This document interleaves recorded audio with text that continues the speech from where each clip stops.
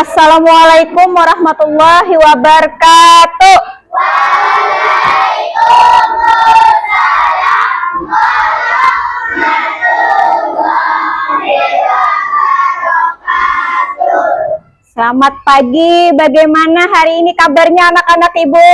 Alhamdulillah sehat walafiat, tetap semangat, mantap. Nah, sangat mantap. Nah, untuk itu kita baca doa dulu untuk memulai pembelajaran hari ini. Silahkan Abid maju ke depan.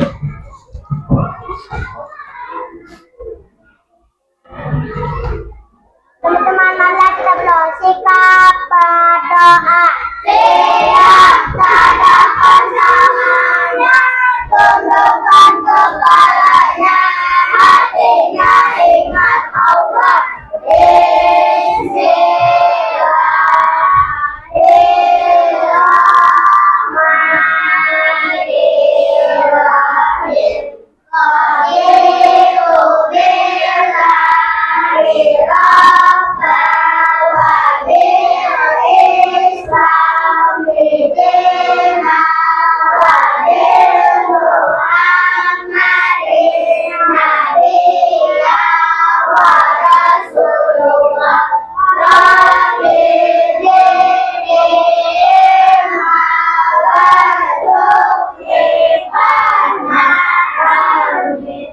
Selamat pagi Ibu Guru.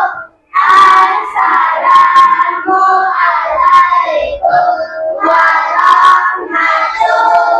warahmatullahi wabarakatuh. Waalaikumsalam warahmatullahi wabarakatuh. Terima kasih Adit. Nah, bagaimana kabar anak-anak Ibu hari ini? Alhamdulillah sehat walafiat, tetap semangat, mantap. Nah, untuk itu Ibu absen dulu untuk memulai pembelajaran hari ini. Ahmad Ridwan, Asmi, Zakira, Hairun Nisa, Khalifah, Azril, Rifki, Ainur, Al-Farisi, Ilham,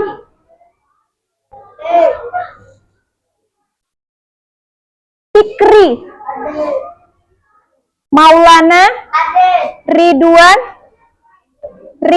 Muhammad Ridwan, Sauki, Muhammad Japran hari ini tidak hadir, Nabila, Niko, Nur Naila, Rabiatul Adawiyah, Raihana, Raisa, Muhammad Ridwan Nur Amin, Ridwan Nur Amin hadir. Stella, Sophia, Siti Aisyah, Jainal Abidin. Iya. Semuanya hadir, hanya satu orang yang tidak hadir dikarenakan sakit. Jadi sekarang kita untuk memulai pembelajaran hari ini, marilah kita sama-sama untuk melakukan ice breaking dulu biar semangat kita belajarnya. Tepuk semangat. Semangat, semangat. Tepuk satu. Tepuk dua. Tepuk tiga. Tepuk empat. Tepuk lima. Tepuk fokus. Melihat, mendengar, fokus. Yes. Nah, karena anak-anak Ibu sekarang sudah semangat, sudah fokus, berarti kalian hari ini siap untuk belajar? Siap untuk belajar? Yang semangat dulu suaranya mana? Siap untuk belajar? Nah, karena kalian sudah siap dan semangat dalam belajar, hari ini pembelajaran kita mengenai tentang cerita rakyat. Tujuan pembelajarannya adalah dengan kita membaca teks dari cerita rakyat, maka kita dapat mengetahui unsur-unsur intrinsik cerita rakyat. Nah, sekarang sebelum kita masuk ke dalam pembelajaran, Kalian ada yang tahu nggak apa itu film Doraemon? Ada yang tahu? Film apa itu? Film kartun. Film kartunnya ada siapa aja pemainnya?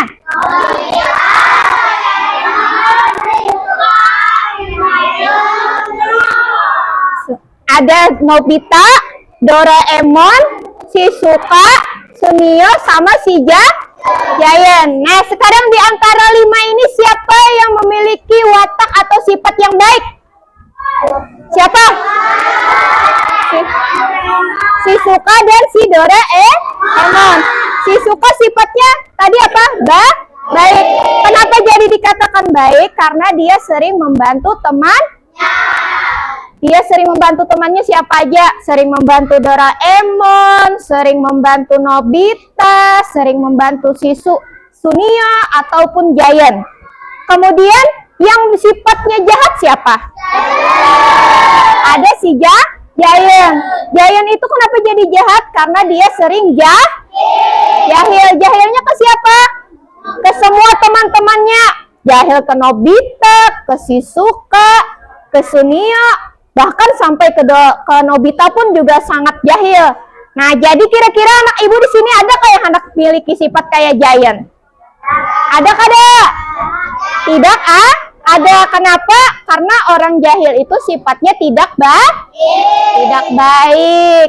Nah, sekarang kita masuk dulu dalam pembelajarannya. Silahkan simak dulu video yang akan ibu tampilkan ini.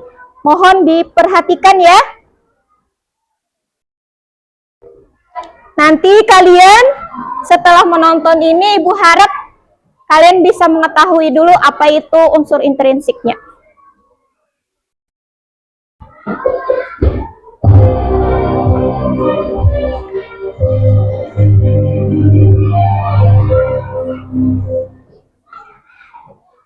Asal-usul Banjarmasin. Kalimantan merupakan pulau terbesar kedua di Indonesia yang terbagi menjadi 5 provinsi. Salah satunya adalah Provinsi Kalimantan.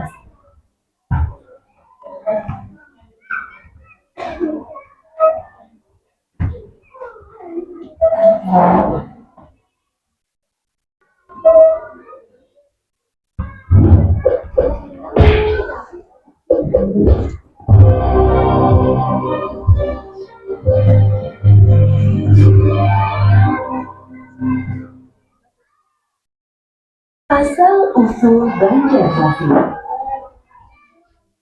Kalimantan merupakan pulau terbesar kedua di Indonesia yang terbagi menjadi 5 provinsi. Salah satunya adalah Provinsi Kalimantan Selatan yang beribu kota di Banjarmasin. Kota Banjarmasin berusia sangat tua. Sejarah berdirinya kota Banjarmasin bisa kita simak dalam kisah berikut ini. Pada zaman dahulu, di Kalimantan terdapat sebuah kerajaan yang bernama Daha. Kerajaan Daha dipimpin oleh Maharaja Sukamana. Sewaktu masih memimpin, Maharaja Sukamana membuat wasiat bahwa kelak cucunya, Pangeran Samudra, yang akan menggantikan dirinya sebagai Raja Daha. Ketika Maharaja Sukamana wafat, justru Pangeran Mangkubumi yang mengambil alih kekuasaan di Daha. Kekuasaan Pangeran Mangkubumi tidak bertahan lama. Lalu, Pangeran Tumenggung mengambil alih kekuasaan sebagai Raja di Daha. Kerajaan Daha merupakan salah satu kerajaan di Nusantara yang terus dilanda pertengkaran memperebutkan kekuasaan. Perebutan kekuasaan yang tiada kunjung berakhir mengakibatkan banyak rakyat Daha hidup dalam kemiskinan dan kelaparan. Lalu, ketika perebutan kekuasaan terjadi, di manakah Pangeran Samudra mewaris tahta kerajaan Daha? Kehidupan di istana Daha tidak aman bagi Pangeran Samudra. Perebutan kekuasaan yang terjadi terus-menerus mengancam jiwa Pangeran Samudra. Pangeran Samudra akhirnya memilih mengasingkan diri di di dekat muara Sungai Barito. Di sepanjang aliran Sungai Barito terdapat kampung-kampung yang berbanjar-banjar atau berderet-deret mengikuti aliran sungai hingga ke muara. Kampung-kampung tersebut meliputi Baladea, Sarapat, Muhur, Ongat, Kuing, Balitung, dan Banjar. Di antara kampung-kampung tersebut, Kampung Banjar memiliki lokasi yang strategis karena letaknya di muara yang merupakan pertemuan dari 5 aliran sungai. Kampung Banjar kemudian berkembang menjadi sebuah bandar besar. Kapal-kapal dagang datang dari berbagai kerajaan jauh. Saat itu, Kampung Banjar berada di bawah kekuasaan seorang patih yang bernama Patih Masih. Sehingga Kampung Banjar kemudian dikenal dengan nama Banjarmasin. Patih Masih mengetahui bahwa Pangeran Samudra berada di wilayahnya. Patih Masih kemudian mengadakan perundingan dengan Patih Bali, Patih Bubur, Patih Balitung, dan Patih Kuning. Perundingan itu mencapai kesepakatan untuk mengangkat Pangeran Samudra menjadi raja, sebagaimana wasiat Maharaja Soekarno. Atas permintaan Patih Masih dan patih lainnya, Pangeran Samudra akhirnya bersedia menjadi raja di Banjarmasin. Dengan naiknya Pangeran Samudra menjadi raja, maka Banjarmasin sebagai ibu kota kerajaan semakin berkembang pesat. Perdagangan berkembang semakin ramai. Perkembangan Banjarmasin dan naiknya Pangeran Samudra menjadi raja membuat posisi kerajaan Daha menjadi terdesak. Pangeran Tumenggung segera memimpin pasukannya menyerbu Banjarmasin. Perang terjadi di Sungai Barito maupun di daratan. Peperangan tersebut membuat korban berjatuhan dalam jumlah besar dari kedua belah pihak. Anda Pangeran Samudra, kita telah kehilangan banyak prajurit. Kita harus meminta bantuan pada Kesultanan Demak di Jawa. Jika tidak mendapat bantuan, hamba khawatir bandar besar ini akan jatuh ke tangan Pangeran Tumenggung. Baiklah, usulan Patih Masih sangat tepat. Kita membutuhkan bantuan pasukan dari Jawa. Karena itu, Patih Bali saya utus untuk segera berangkat ke Demak menemui Sultan Trenggono. Perintah Pangeran Samudra siap hamba laksanakan. Ketika itu, Kesultanan Demak dipimpin oleh raja yang bernama Sultan Trenggono. Patih Bali, sampaikan kepada Pangeran Samudra. Permintaan bantuan pasukan bisa kami penuhi. Cuma satu syarat, Raja dan seluruh rakyat Banjarmasin bersedia memeluk agama Islam, sebagaimana Sultan dan rakyat di Kesultanan Demak. Pangeran Samudra menyetujui syarat yang diajukan Sultan Trenggono. Pasukan bantuan dari Demak yang berjumlah 1.000 orang segera bergabung dan bersiap menyerbu pusat kerajaan Daha. Pasukan Banjarmasin dan Demak berhasil mengepung istana kerajaan Daha. Korban berjatuhan di pihak pasukan Daha. Namun Pangeran Tumenggung bersikeras tidak mau menyerah. Yang mulia Pangeran Tumenggung, korban dari pihak prajurit kita semakin banyak. Saya sarankan agar Pangeran melakukan perang tanding dengan Pangeran Samudra. Siapa yang kalah, maka dia harus tunduk kepada yang menang. Inilah satu-satunya cara untuk mencegah semakin banyaknya korban. Usul Patih Arya Trenggana diterima oleh Pangeran Tumenggung dan Pangeran Samudra. Mereka berdua siap untuk melakukan duel penentuan. Ketika duel hampir berlangsung, tiba-tiba Pangeran Samudra membuang pedangnya. Pangeran Tumenggung, bagaimanapun engkau adalah pamanku. Bagaimana mungkin aku tega membunuh paman yang sudah aku anggap sebagai orang tuaku sendiri?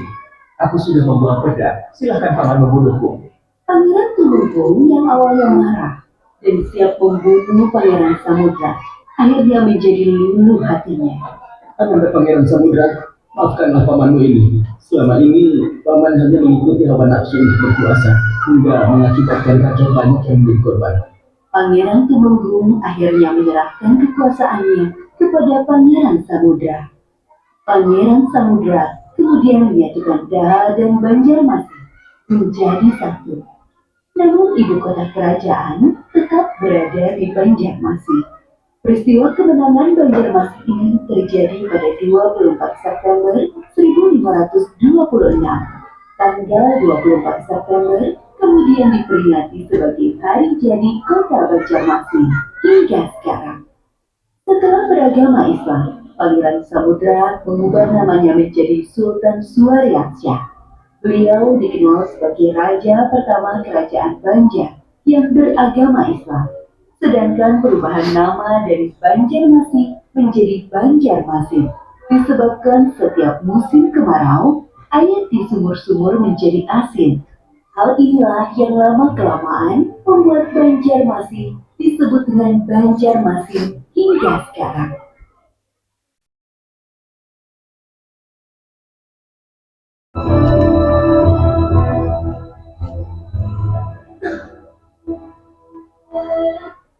Nah, coba kalian ingat setelah menonton video ini, apa yang kalian pahami dari video ini? Siapa aja tokoh pemainnya? Tokoh pemainnya dari cerita yang kalian tonton tadi siapa? Ada Pangeran Samudra, kemudian pamannya Pangeran siapa? Pangeran Temenggung. Kemudian kerajaannya terjadinya di mana? Kerajaan Daha. Kemudian patih-patihnya siapa aja tadi? Ada Patih Kuin, ada Patih Belitung, ada Patih apa lagi? Patih Bali, Patih apa lagi? Patih Masih. Nah, itu adalah salah satu pemain atau tokoh yang terlibat dalam cerita tersebut. Kemudian di situ tokohnya siapa yang berwatak jahat dan yang baik? Pangeran Samudra tadi wataknya jahat kah? Baik kah? Baik. Kemudian kalau Patih Temenggung jahat atau baik? Jahat. Pada saat itu dia jahat. Kemudian karena kebaikan dari si Patih, kemudian karena kebaikan dari Pangeran Samudra, paman dari Pangeran Samudra kemudian luluh akan semua kebaikan dari keponakannya, sehingga beliau tidak melakukan yang namanya perang untuk merebut kerajaan. Kerajaan apa tadi? Kerajaan Daha. Kemudian alurnya ceritanya apa? Maju atau mundur? Maju, karena dia menceritakan ceritanya dari awal sampai akhir di depan, tidak menceritakan cerita yang ada di belakang. Kemudian latar apa? Latar tempatnya di mana? Di kerajaan Daha. Terjadi pada tanggal berapa? 24 September 1526. Nah, kemudian pada tanggal 24 September diperingati sebagai hari jadi Kota Banjarmasin. Nah, sampai sini kira-kira kalian paham nggak dulu? Paham. Sekarang coba Ibu tanyakan dulu untuk cerita ini. Kita lanjut dulu untuk pembelajaran berikutnya. Kita membahas tentang unsur intrinsik cerita rakyat. Nah, cerita rakyat secara garis besar adalah sebuah jenis sastra yang lahir dan berkembang di lingkungan kebudayaan masyarakat, di mana dengan penyampaian dan penyebarannya dilakukan secara lisan. Secara lisan itu berarti secara dari mulut ke mulut. Cerita dari A ke B. Kemudian dari B cerita lagi ke C, dan selanjutnya dan seterusnya. Dari zaman dahulu kala sampai dengan sekarang. Kemudian kita lanjut ciri-cirinya. Ada yang tahu ciri-cirinya apa? Yang pertama?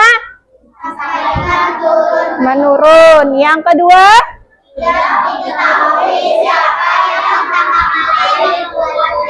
Ketiga? Empat? Lima? Enam?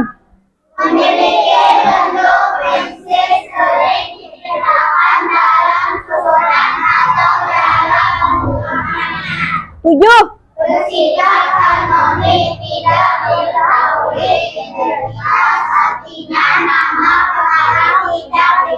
Delapan? Sembilan? Nah, Tadi yang pertama disampaikan secara turun-menurun, berarti diceritakan dari zaman dahulu sampai dengan sekarang. Dari orang yang paling tua sampai ke bawah sampai yang paling muda. Itu yang namanya turun-menurun. Kemudian tidak diketahui siapa yang pertama kali membuatnya. Nah, yang namanya cerita rakyat itu tidak tahu siapa yang pertama kali membuat atau menceritakannya itu tersebut. Kemudian nilai luhur. Ada yang tahu nilai luhur? Nilai luhur itu adalah nilai-nilai yang baik atau yang terkandung dalam cerita tersebut. Kemudian bersifat tradisional. Tradisional itu adalah sesuatu yang bersifat zaman dahulu. Kemudian mempunyai banyak versi. Dan yang keenam, memiliki bentuk klise yang susah atau sulit untuk diceritakan. Sering bingung siapa yang menceritakannya. Kemudian yang ketujuh, tidak diketahui identitasnya. 8, berkembang dari mulut ke mulut. Nah, dari mulut ke mulut dan disampaikan secara lisan. Sekarang kita lanjut. Unsur intrinsik. Unsur intrinsiknya, sekarang silahkan, siapa yang mau baca? Baca sayang. Unsur intrinsik merupakan unsur yang membangun suatu drama. Dapat dikatakan unsur ini ialah komponen yang terdapat di dalam suatu drama. Bagian yang membuat suatu drama dalam pengertian unsur adalah intrinsik serta penjelasan dari seluruh unsur-unsur intrinsik. Iya. Unsur-unsur intrinsik itu digunakan untuk dapat menganalisis novel-novel supaya lebih mudah di dalam menganalisis novel itu. Iya. Unsur intrinsik itu adalah sesuatu atau unsur yang membangun suatu drama yang terbagi atas beberapa bagian. Yang pertama tadi yang Ibu jelaskan ada yang namanya tokoh. Kemudian yang kedua ada yang namanya Yang ketiga alur. Yang keempat latar. Yang kelima amanat. Yang keenam, yang terakhir ada apa? Yang keenam ada yang namanya alur. Nah, sekarang kita masuk yang pertama. Tema. Silahkan tema Niko, baca Niko tema. Tema merupakan keseluruhan dari cerita yang dibuat. Tema adalah ide yang menjadi dasar atau pokok utama dari drama. Dapat dikatakan tema sebagai asal pada suatu drama. Nah, tema merupakan keseluruhan dari teks cerita yang dibuat, di mana ide pokoknya itu merupakan suatu dasar dalam sebuah akar cerita. Nah, sekarang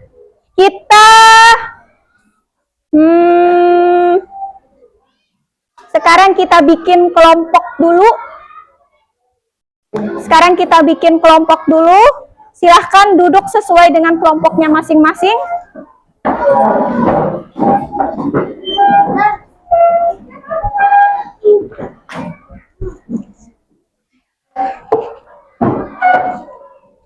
Kelompok 1, 2, kelompok 3, dan kelompok 4. Nah, sekarang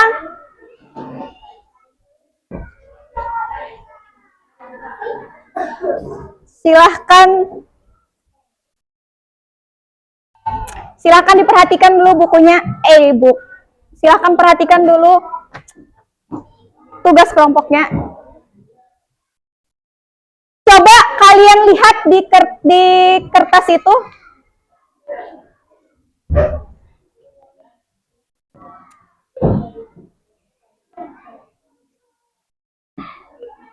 Silahkan kalian analisis ceritanya sesuai yang Ibu jelaskan tadi.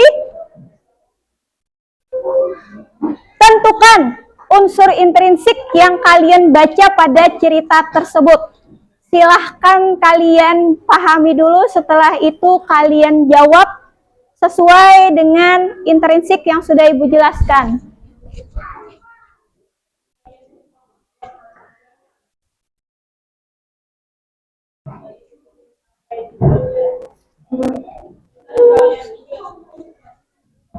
Nah, di situ ada permasalahan yang sudah Ibu berikan di dalam teks tersebut. Coba kalian analisis. Masalah yang terdapat dalam cerita teks yang Ibu bagikan itu ada apa? Sesuai dengan unsur intrinsik yang sudah Ibu jelaskan tadi. Ada 7. Yang pertama tadi ada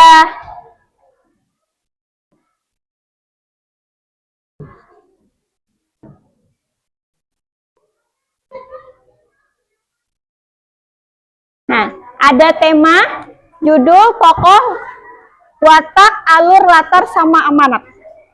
Silahkan dikerjakan.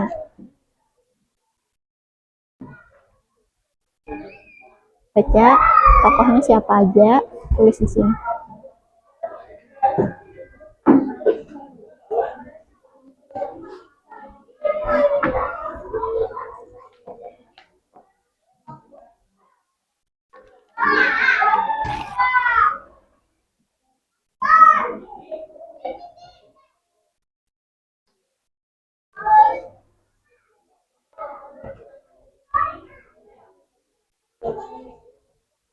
Silahkan dikerjakan. Apabila kalian merasa kesulitan, silahkan tanyakan kepada Ibu. Kalau ada kesulitan yang kiranya kalian belum memahami materinya, silahkan tanyakan ke Ibu.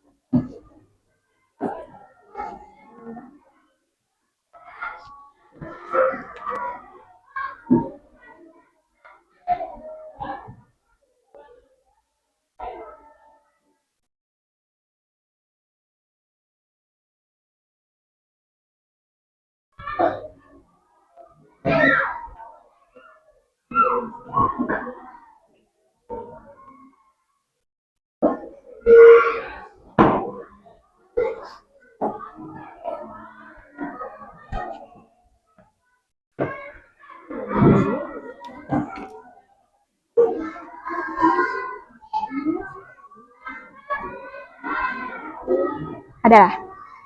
Coba. Pon. Tema itu yang tidak ada. Sesuatu yang terjadi. Temanya. Ini pintar. Sini sayang. Sini. Nah, kalian baca. Temanya tadi tentang apa? Yang dijelaskan tentang cerita. Nah, cerita rakyat. Habis itu cerita rakyatnya judulnya apa? Nah, ini judulnya berarti temanya tentang cerita. Ya. Habis itu cari tokohnya siapa aja, sifatnya apa aja. Nah, cerita rakyat judulnya tulis. Habis itu sebutkan tokohnya sama sifat-sifatnya.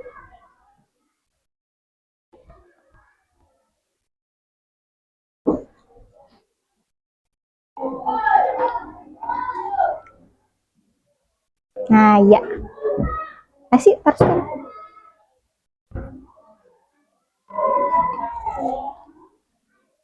Tokohnya, latarnya, sama wataknya.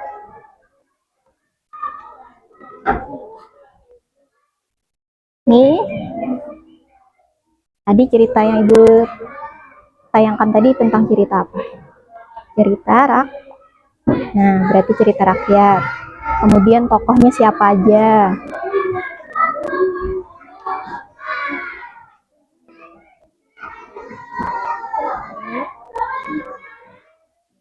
Ya, tokohnya, sebutkan nama tokohnya.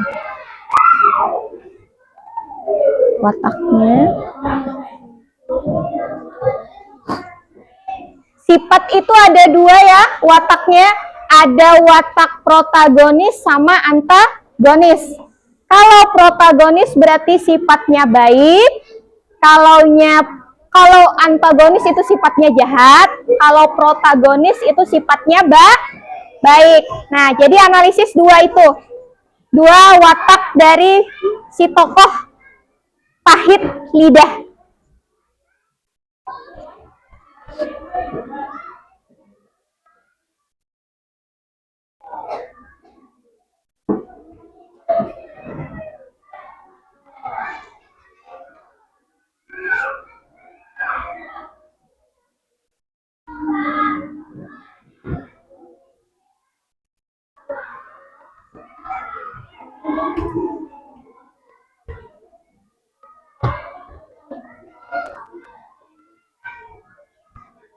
Nah, ya.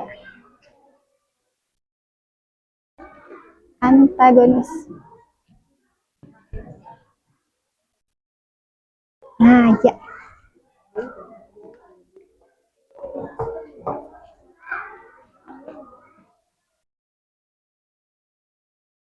Kelompok 3 sudah?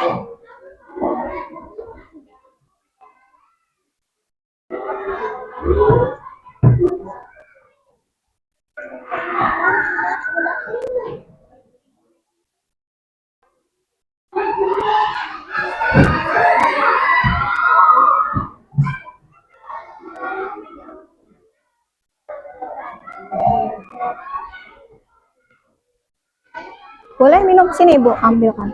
Mau di mana ditaruhnya? Sini kah?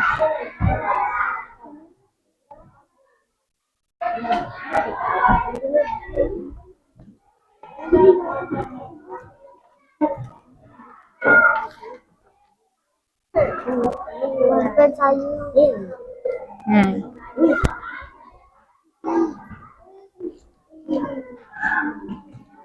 Panis.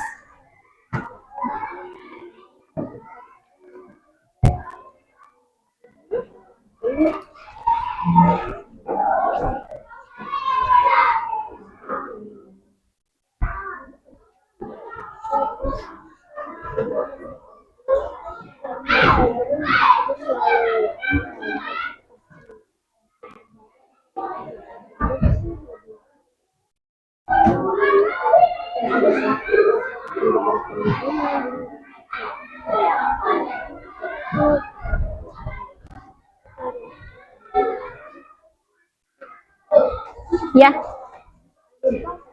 Alur itu jalan cerita.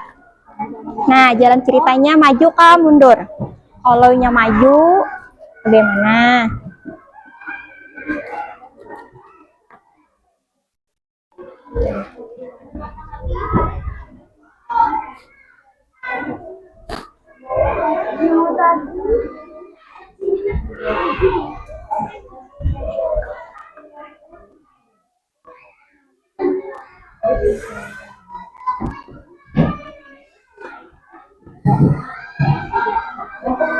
Kalau maju menceritakan sekarang, kalau mundur menceritakan zaman dahulu.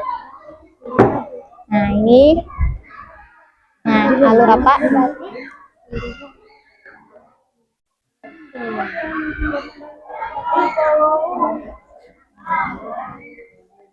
Kalau pada zaman dahulu berarti alurnya apa? Nah, ini ada kalimat zaman dahulu ada, berarti alurnya maju atau mundur? Dahulu. Ya. Alur itu ada dua, ada maju, ada mundur. Kalau alur maju menceritakan yang keadaan sekarang. Kalau alurnya mundur, berarti ada cerita dan ada kata-kata pada zaman dahulu. Berarti itu alurnya mundur.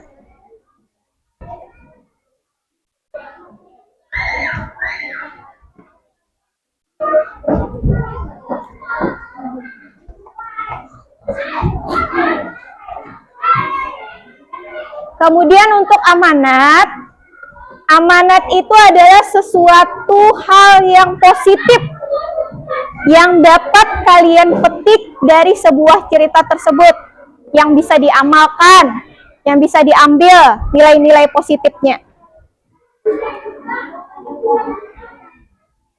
Nah, kalau ini kan ada kalimat apa? Maju mundur. Maju mundur. Ya.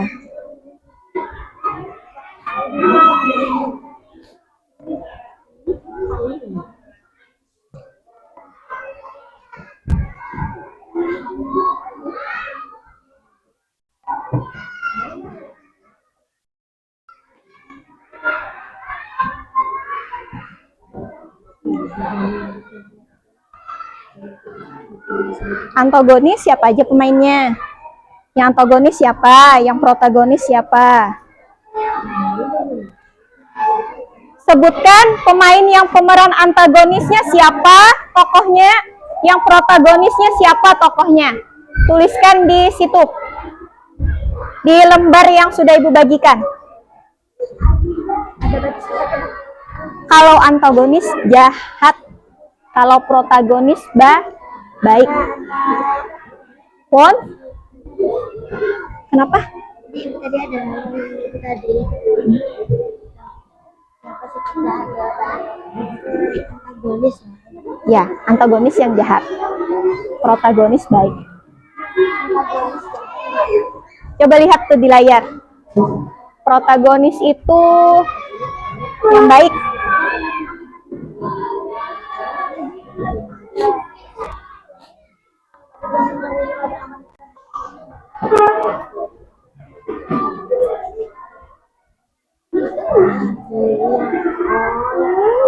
Tokohnya siapa aja? Nah, pangeran antagonis. Yang protagonis siapa? Protagonis siapa? Sini. Protagonis yang baik. Nah, siapa yang perannya protagonis di situ?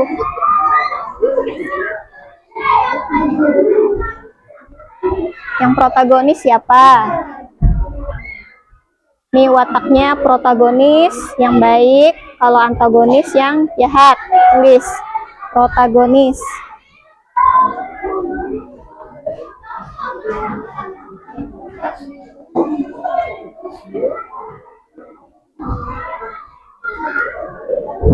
Sudah nih kok.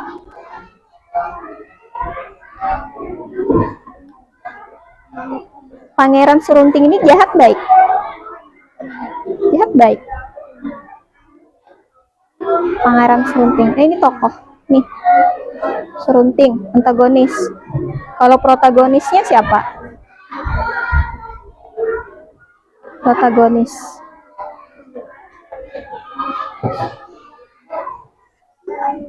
Kenapa? Pun? Amanat itu hal yang positif yang dapat dipetik dari cerita itu. Kayak contoh maling kundang, berarti kita kada boleh durhaka sama orang tua. Kalau si lidah pahit apa? Amanatnya. Kalau yang kita ceritakan tadi, pertempuran antara ponakan sama pamannya. Ponakannya adalah Pangeran Samudra, sedangkan pamannya tadi Pangeran Temenggung. Nah, kemudian mereka berkelahi untuk memperebutkan kerajaan. Nah, berarti yang baik siapa? Ya, yang jahat? Yang jahatnya Pangeran Temenggung. Kemudian hal positifnya apa? Yang jadi amanatnya? Karena kebaikan dari Pangeran Samudra, Pangeran Temenggung menjadi luluh karena kebaikan beliau, sehingga tidak terjadi pertempuran atau perkelahian untuk merebut kerajaan. Nah, ya karena dengan kebaikan sesuatu yang bersifat jahat tidak akan terjadi. Nah, sama itu apa? Kalau maling kundang tidak boleh durhaka sama orang tua. Amanatnya kalau itu apa?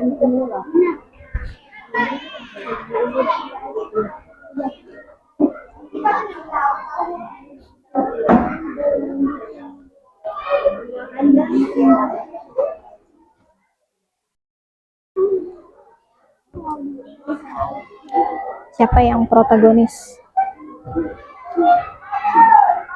Nah, gunung protagonis. Antagonisnya siapa? Yep. Antagonis, protagonisnya siapa? Yang baik. Yep.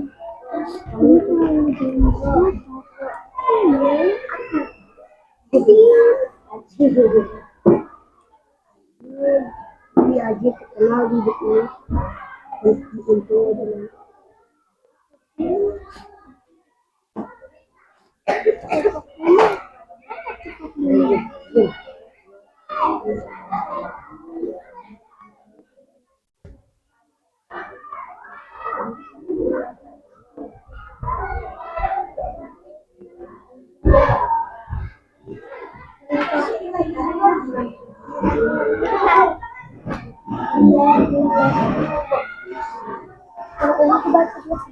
Nggih, baca pian.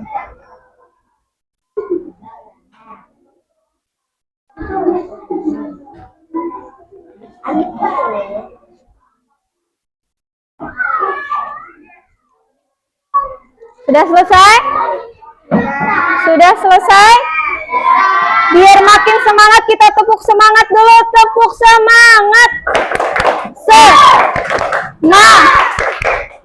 Semangat. Ayo silahkan dikerjakan, waktunya sisa sekitar 20 menit lagi.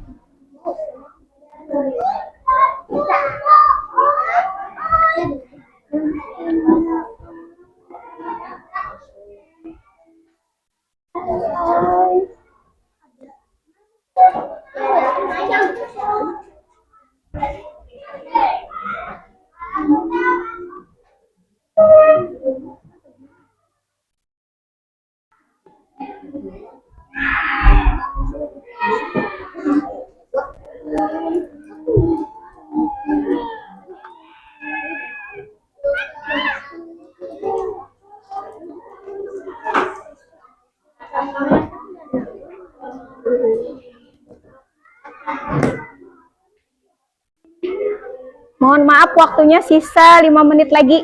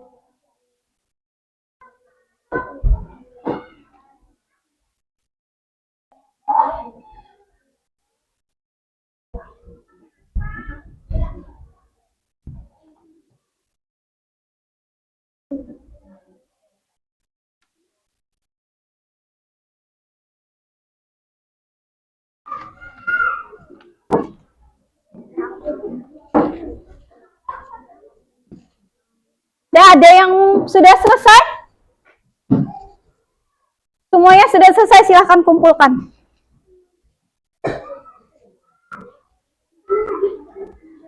Sebelum kita kumpulkan, silahkan kalian presentasikan terlebih dahulu hasil kerja kalian. Untuk kelompoknya silahkan siapa yang mau maju terlebih dahulu. Ada yang mau maju, kelompok berapa yang mau duluan mempresentasikan hasil kerjanya? Kelompok berapa? Ayo silahkan.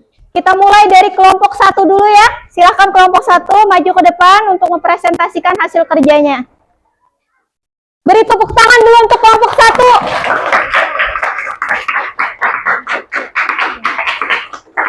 Nah, yang lain tolong didengarkanlah. Sebelah situ, Pian. Ya. Assalamualaikum warahmatullahi wabarakatuh. Waalaikumsalam. Warahmatullahi wabarakatuh. Nyaringi suaranya.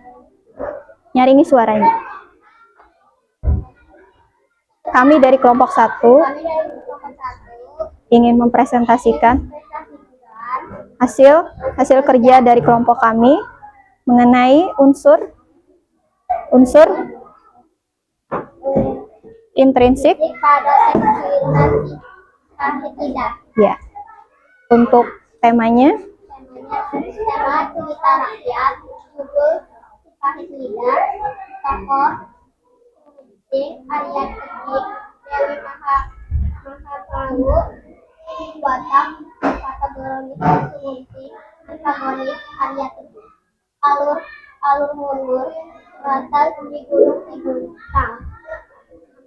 Walau kata-kata yang keluar dari mulutnya telah berbuat manis, suluknya tetap dijuluki sebagai Sipahit Lidah. iya, beri tepuk tangan dulu untuk kelompok 1. Ambil. Kemudian lanjutkan kelompok 2, silakan maju ke depan. Kelompok 2 mana suaranya? Sama. Sini, Pian. Nyaringi suaranya pintarlah, jangan mau kalah sama kelompok 1. Assalamualaikum warahmatullahi wabarakatuh.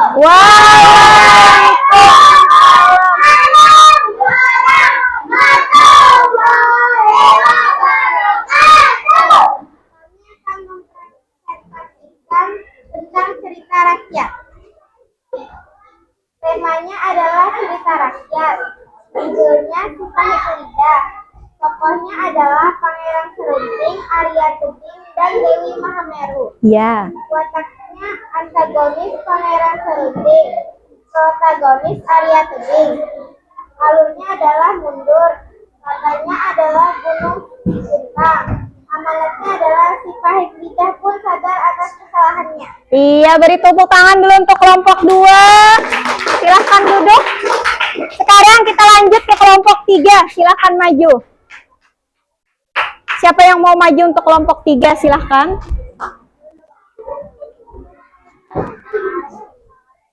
Niko yang bacalah. Ya, Assalamualaikum. Assalamualaikum warahmatullahi wabarakatuh. Waalaikumsalam warahmatullahi wabarakatuh. Kami akan menyampaikan hasil dari studi kami untuk kelompok 3. Tema cerita rakyat, judul Sipahit Lidah, tokoh Pangeran Serunting, Arya Tebing, Ana Tebing. Watak Pangeran Serunting antagonis, Ana Tebing protagonis. Alur mundur, latar daerah Sumedang. Amanat, walaupun kata-kata yang keluar dari mulutnya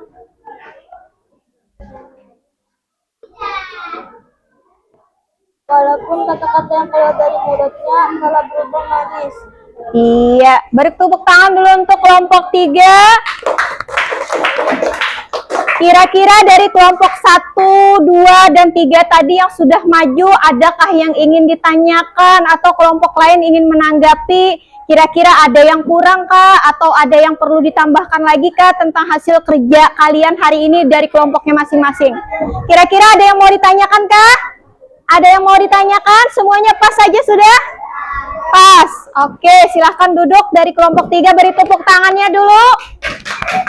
Mana semangatnya? Tepuk tangannya dulu. Sekarang kita lanjut untuk yang kelompok terakhir. Silahkan kelompok 4.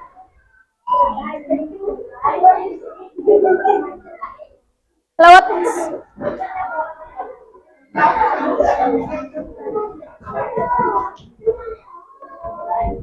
Iya, perkenalkan dulu.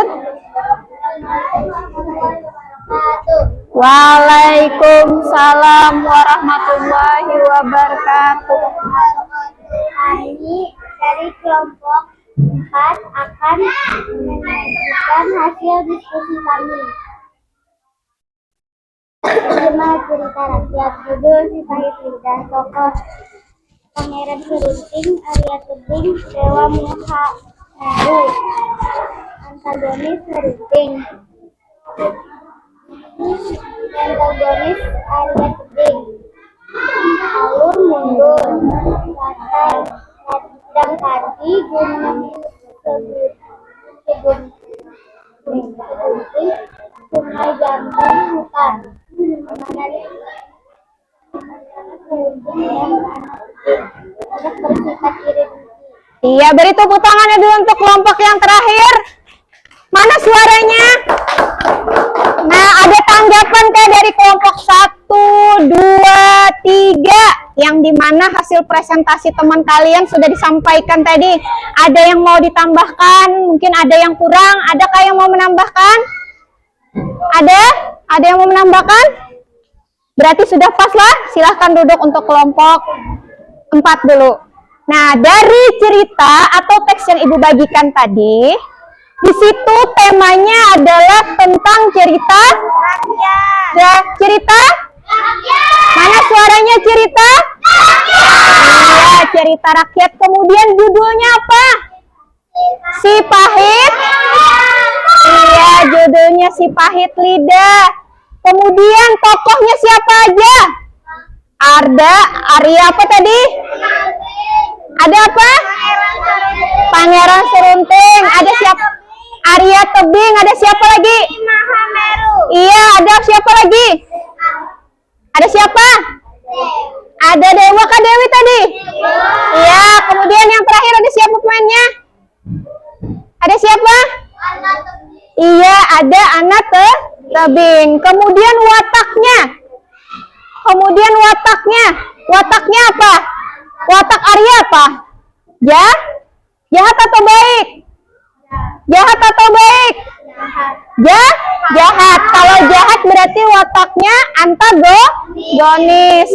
Kemudian Serunting jahat atau baik? Baik. Wataknya apa? Protagonis. Kemudian latarnya maju kah mundur?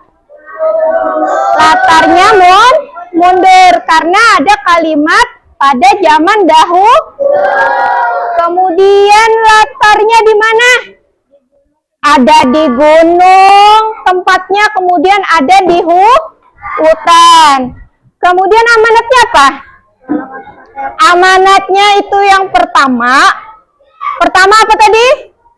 Yang pertama kita harus menjaga lisan kita agar tidak menyakiti hati orang lain. Nah, sudah sampai situ kira-kira paham kalian? Nah, kemudian silahkan kumpulkan. Sekarang kesimpulannya untuk pembelajaran hari ini. Untuk yang pertama tadi unsur intrinsik cerita rakyatnya. Kita yang pertama itu harus mengenal yang namanya tema. Temanya tadi untuk sesuatu yang dimana itu menjadi cakupan dalam sebuah cerita atau akar dari permasalahan dalam cerita tersebut. Kemudian latarnya tadi latar maju dan mundur lah. Nah, kira-kira sampai di sini ada yang ditanyakan dulu anak-anak ibu? Ada yang ditanyakan? Semuanya paham? Ada yang ingin ditanyakan lagi? Semuanya paham? Alhamdulillah.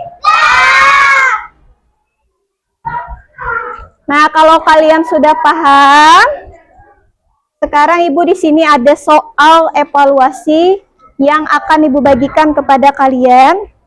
Silahkan dikerjakan terlebih dahulu. Jangan lupa tulis nama kelasnya.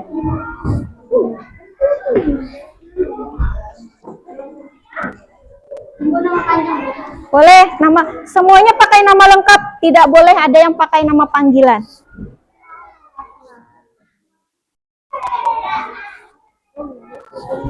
Nama lengkap.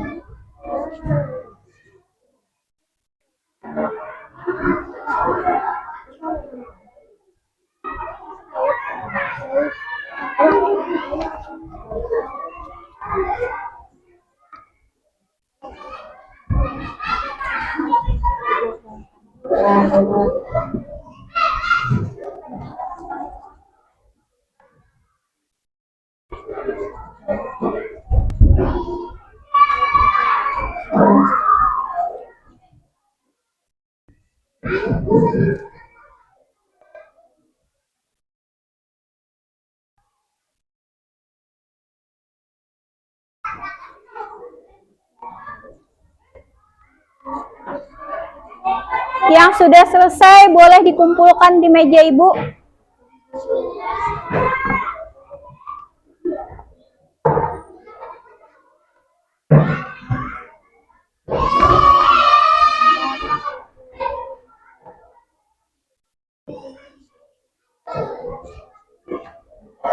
Silakan yang sudah selesai sini dikumpul.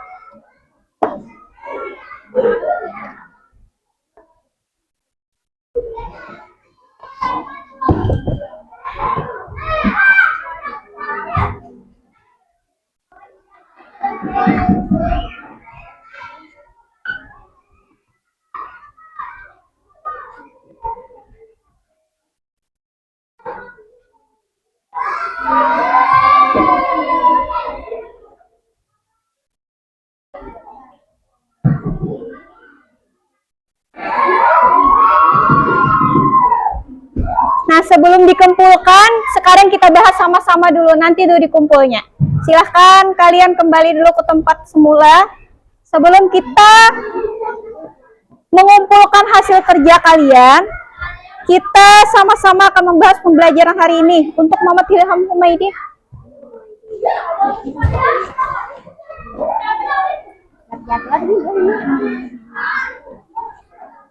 Sudah semuanya? Sudah. Kalau sudah semua, sekarang kita bahas sama-sama ya. Soal pertama. Sudah selesai? Sudah? Sekarang silahkan kita perhatikan dulu soal yang pertama. Silahkan Halipah, bacakan Halipah.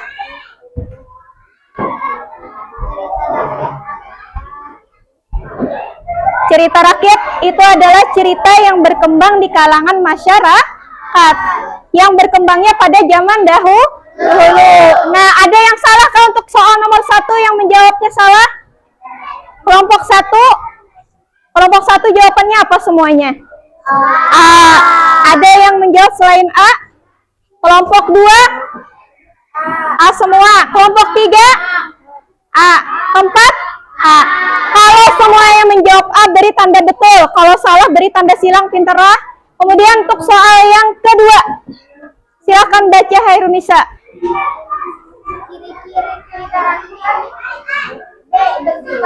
Iya, ciri-ciri cerita rakyat bersifat tradisional. Iya, kemudian yang ketiga, Rabiatul Adawiyah.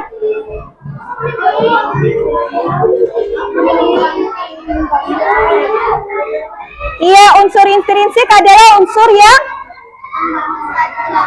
membangun suatu drama. Jawabannya adalah A. Kemudian yang keempat, nomor 2 itu bersifat tradisional. Kemudian yang keempat, cerita rakyat menceritakan tentang kisah binatang itu disebut dengan fabel. Kemudian yang terakhir, manakah yang merupakan unsur pembangun intrinsik? Iya, yang benar itu adalah C. Iya. Siswa ibu kira-kira siapa yang di sini semuanya betul? Ada yang betul semua? Ada yang betul semua? Angkat tangan ya betul semua. Ada 1, 2 orang. Siapa nama pian? Rido sama Nisa. Beri tepuk tangan dulu untuk temannya yang betul semua. Kemudian yang salah 2. Salah satu bukan salah satu. Salah satu. 1, 2, 3, 4, 5, 6, 7, 8, 9, 10. Berarti ada 10 orang yang salah satu lah. Berarti kemudian yang salah 2. 1, 2, 3, 4. Nah, berarti hampir kebanyakan sebagian besar banyak yang betul. Berarti hari ini kalian sudah dapat memahami pembelajarannya. Kira-kira pembelajaran hari ini menyenangkan tidak? Menyenangkan tidak? Kemudian kalau pembelajaran hari ini menyenangkan, kira-kira kalian dapatlah sudah memahami pembelajaran hari ini? Paham? Iya, alhamdulillahirabbil alamin. Karena pembelajaran kita hari ini menyenangkan, semoga ilmu atau pembelajaran yang Ibu berikan hari ini semuanya bermanfaat. Dah, sekarang silahkan tugasnya dikumpulkan dulu di sini.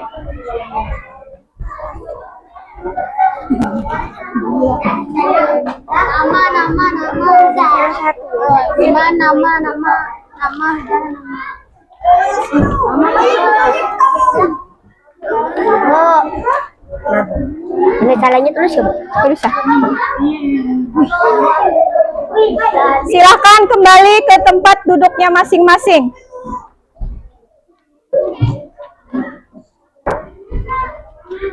Sudah? Silahkan merapikan alat tulis kalian. Alat tulisnya dirapikan.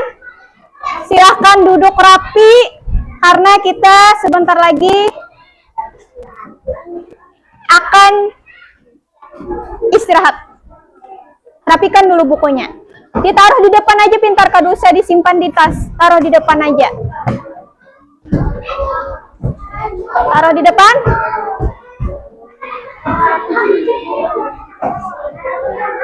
Sudah siap? Ya. Nah, untuk menutup pembelajaran hari ini, marilah kita berdoa. Karena sebentar lagi kita akan istirahat. Silahkan duduk yang rapi dulu. Agar kalian tetap semangat dalam belajarnya, karena hari ini sudah selesai. Mari kita lakukan ice breaking dulu. Sekarang kita mulai lagi untuk tepuk semangat. Tepuk semangat. Semangat. Semangat. Tepuk 1, 2, 3, 4, 5. Iya, nah.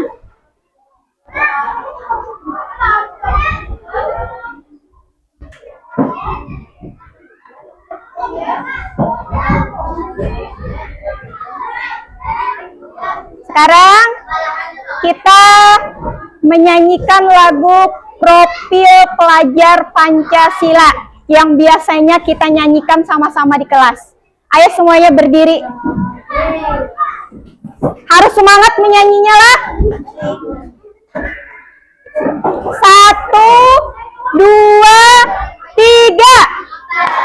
Belajar Pancasila, beriman dan bertakwa pada Tuhan yang Esa dan berakhlak mulia, berkebinekaan global, gotong royong mandiri.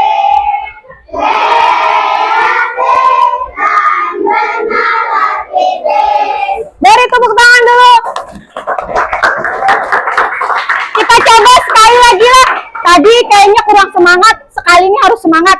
Ayo semuanya berdiri lagi, harus semangat. Pinter ya. Kita mulai 1, 2, 3.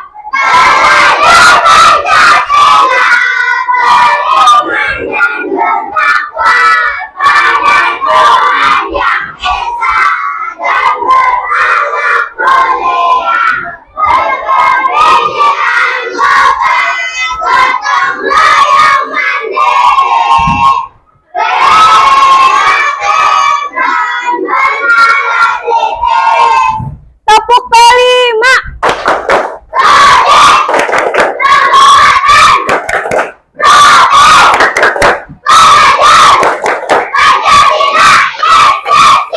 Ya, kelas 5, ayo kita mulai 1, 2, 3.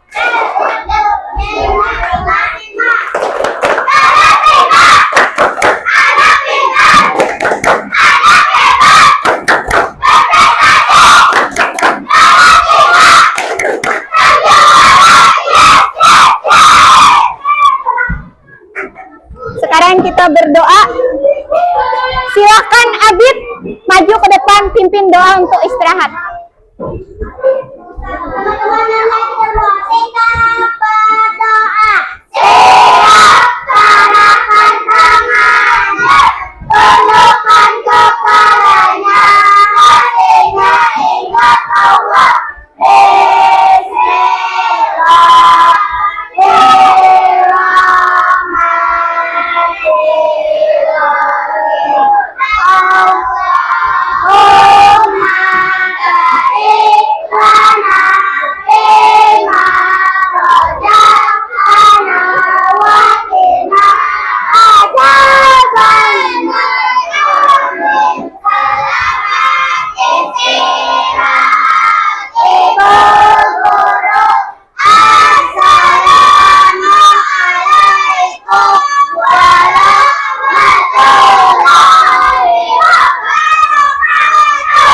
Silahkan duduk rapi dulu. Yang duduknya rapi baru boleh keluar. Nah, sebelum keluar, Ibu tanya dulu satu-satu lah. Untuk kelompok 1, yang kita pelajari tadi tentang apa? Tentang apa? Unsur intrinsik. Kemudian kelompok 2, apa aja yang ada di unsur intrinsik? Ada judul, tokoh,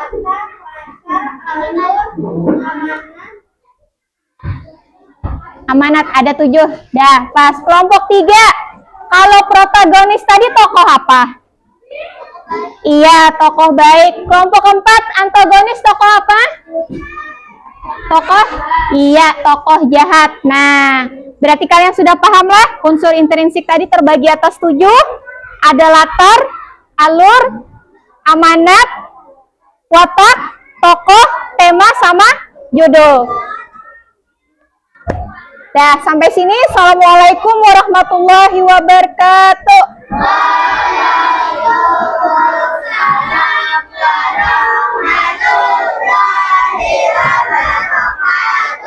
Sampai ketemu lagi di pembelajaran berikutnya. Silahkan kelompok 1 dulu terlebih dahulu keluar.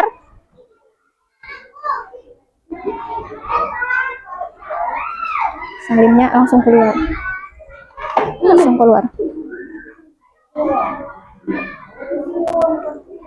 Lanjut kelompok 2.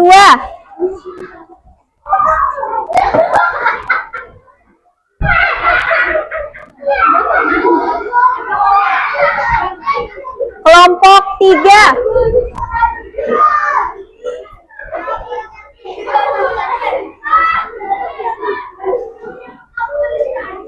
Kelompok 4.